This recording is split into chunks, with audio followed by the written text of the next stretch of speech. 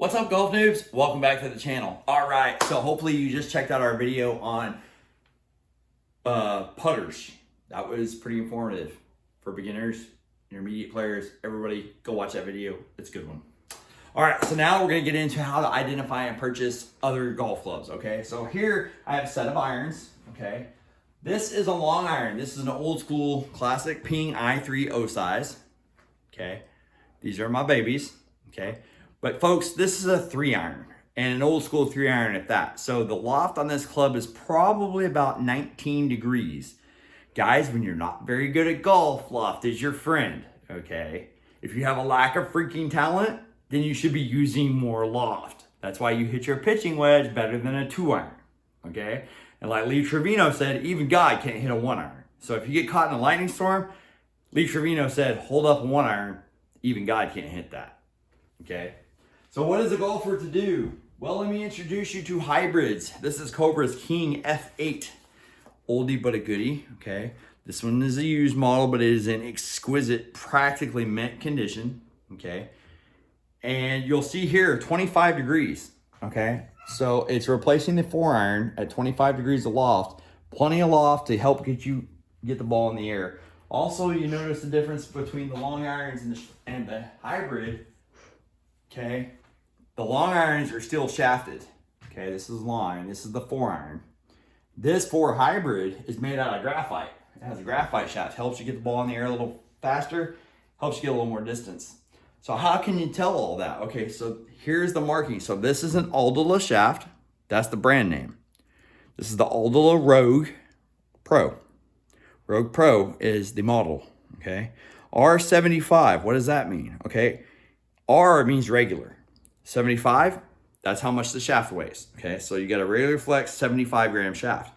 If this said stiff 90, if it said S-90, then it would be a stiff shaft with a 90-degree weight, okay? So that's how you read this, folks. There's different shafts for different people. You've got regular, senior, ladies, stiff, and extra stiff, okay?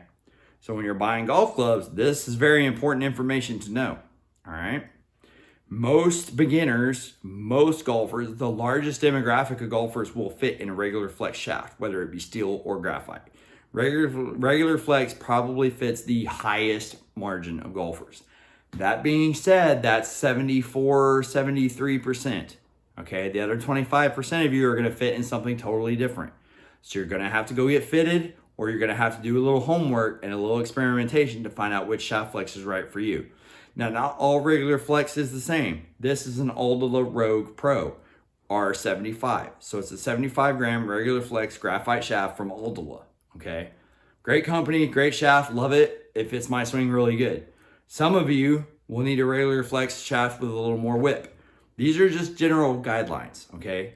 2 different shafts, so this regular flex shaft is gonna be completely different from a white tie regular shaft or a blue Tensai regular shaft. Okay, the regular stiff ladies senior flex is just general guidelines, guys. Okay, it's just a starting point. You still need to hit it, you still need to experiment with it and find out what flex, what shaft, what model of shaft is right for you. Okay, that being said, guys, if you're brand new to golf, you need to be hitting hybrids, 3 and 4 hybrids, not 3 and 4 irons. Okay. At one point, I was as low as a 17 handicap, and I haven't had a 4-iron in my bag in 15 years because I have a 4 hybrid, okay? A 4-iron doesn't have a whole lot of loft, and most players, especially beginners and amateurs, cannot hit a 4-iron well the majority of the time. A higher percentage shot for most of those is going to be something like this King Cobra F8 hybrid.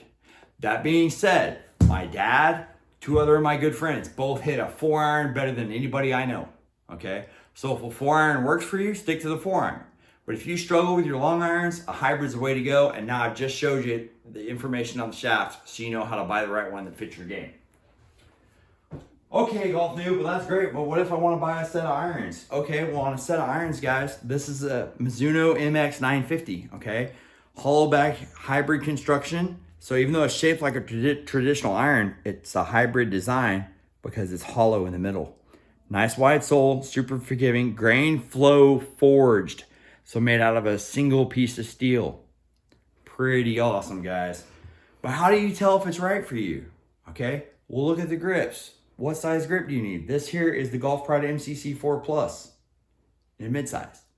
Okay, it's pretty good grip. Fits a pretty good majority of those of you who have larger hands. Okay, but what about the shaft on irons? Well, here you go, folks. It's not graphite. This is steel. But you see this sticker right here?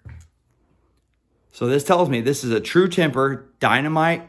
I'm sorry, dynamite. It is dynamite. It is a really good shaft, guys. It goes boom. So this is the Dynamite Gold SL. And right here, if I can flatten that out. See where that says R300? That means this the Dynamite 300 in a regular flex. Okay? Now, if it says Dynamite S300, then you know it's the Dynamite shaft from True Temper in a stiff flex. Okay? So there's the differences. Look for the stickers on the steel shafts. Look for the graphics on the graphite shafts. That brings us down to the wedges. This is a beautiful Cleveland Tour Action CG1 56-degree wedge. You see this number 12 here? People ask me all the time, well, Golf Noob, what is that? Well, Golf Noob's 12 is the degrees of bounce, okay? This is the bounce in a golf club, okay? 56 and 12, that's high bounce. You want high bounce in a 56-degree wedge because this is what you're going to use to get out of a sand trap. When you're getting out of a sand trap, what you want is bounce because this part of the golf club hits the sand, which propels the ball out of the bunker, okay? So generally speaking, in a 56, you want 10 or 12 degrees of bounce, okay? That's what you're looking for.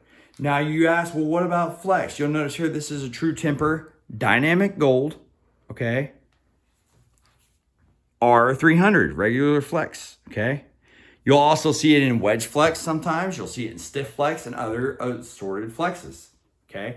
But again, the sticker right here, just under the grip, is the one that tells you, hey, I'm a Dynamite Gold R300, all right? So guys, no matter what clubs you're buying, it should be on the sticker.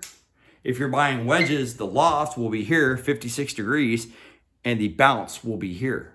Bounce is typically your friend, especially when you're a newer golfer, but it also depends on the course conditions you play. So run out to Google and Google, what bounce do I need in my wedges, okay? There are a lot of helpful articles will pop up to tell you which bounce is right for the turf conditions that you play on, generally speaking. Okay, another thing, folks, let's zoom in here. We're gonna come right under our light here. This is a milled wedge. So not only does this wedge have grooves, but you'll notice there's a milling there, okay? These little secreted lines, all right? That is gonna lead to more bounce. I'm sorry, not more bounce, more spin. It's gonna lead to more spin and a little higher loft, okay? So a milled face is gonna give you a little better stopping power. Now a non-milled wedge, it just has the grooves and the rest of the area that's not a groove is nice and smooth. This has grooves, but the area between the grooves is milled, so it's not smooth. There's a little texture there. That's gonna add more spin, and more spin is your friend when you're talking wedges and approach shots around the green, generally speaking. That being said, guys, when you're a beginner, you've seen all the pros on TV, they do it. They're short-sighted themselves with the green. They're nice and close. They're 25 feet or more away from the green. They grab that high lofted wedge and they hit it nice and high and tight right into a nice pin. Guys, don't do that. If you're a beginner or you're an amateur, grab your 7-iron, step up to the ball, take a putting grip on your 7-iron, straight back, straight through. Okay, just like a putting stroke. That little bump and run will give you a lot better performance than your worst chip. Okay, if I do a bump and run with a 7-iron, worst thing that's gonna happen is I'm probably gonna put this about 8 feet away. If I take my wedge and hit a high lofted flop shot and I hit it really, really good, it's gonna be 8 feet away. If I hit this really, really good, I'm probably hold it or I'm 3 or 4 inches away from the hole. I don't know about you golf noobs, but I can make a 3 or 4 inch putt a lot easier than an 8-foot putt. So guys, again, you get around the greens, make sure you're using a bump and run style whenever possible. Now granted, if there's water or there's a bunker in front of you in the green, you're gonna have to hit the high lofted flop shot, which is exactly what this Cleveland 56-degree wedge is for. okay? Other than that, the general rule is get the ball on the ground as quick as possible to score well. All right, guys, now you know what to look for at irons when you're buying drivers, fairway woods, hybrids. They all work kind of the same, okay? They're going to be, those clubs are typically graphite, okay? So you're going to look at the graphite shafts, you're going to read the graphics, and whatever it tells you is what you see. XS is extra stiff, S is stiff, R is regular, okay? Look at this, look at the flexes, look at the weights. The higher the number, the higher the weight, the heavier the club's going to be. The lower the number is, the lighter the club is going to be, okay? So guys, that gives you some blueprints so you can kind of look and shop around at golf clubs and tell your apples from your oranges. This is really going to help you find the right clubs for you without having to go down this deep, dark rabbit hole, okay? So guys, if you're a beginner, a good friendly budget starter set is perfectly fine. If you're a little more advanced, or maybe you want a piecemeal set or build yourself a set that's going to last you a couple years longer, this video is for you. You need to find stuff that's going to fit, and I've just showed you the best way to do that. You have to find what works for you, but I've showed you how to find all the information at your fingertips. Long story short, basically, it's on the shaft of the golf club you're purchasing, either on a sticker, or if it's graphite, it's going to have that graphite design telling you how much it weighs, what flex it is, and sometimes even kick point.